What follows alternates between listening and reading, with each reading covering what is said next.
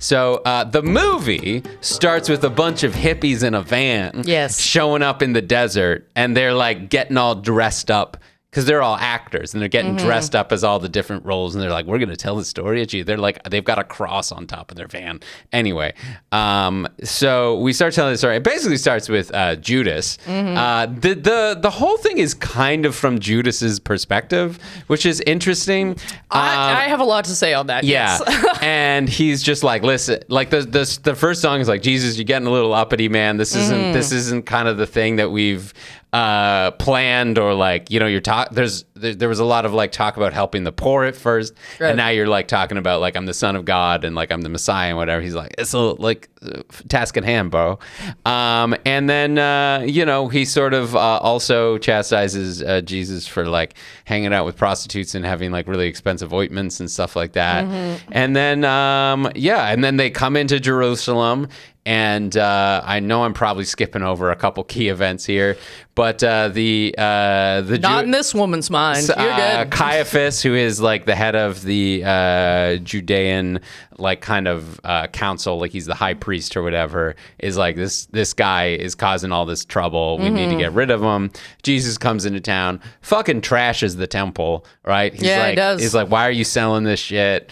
You're exchanging money. they actually be exchanging money out here. No, and he's like flipping tables and stuff.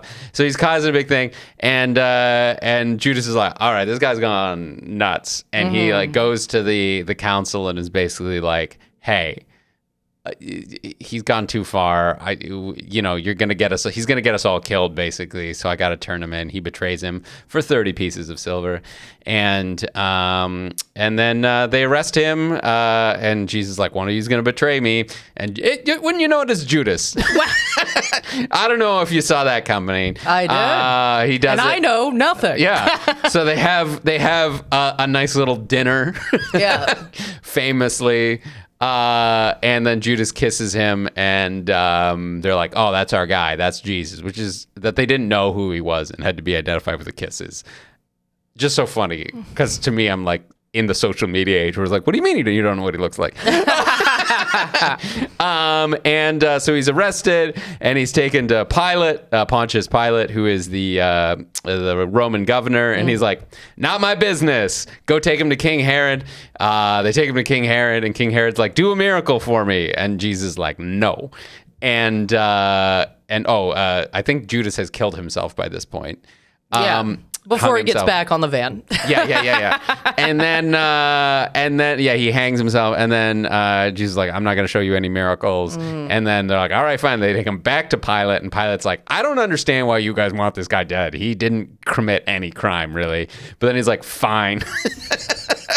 And says they crucify him, and then everyone, all the actors get on the van except for the guy they crucified, which I think makes sense, because I think he was the least good actor.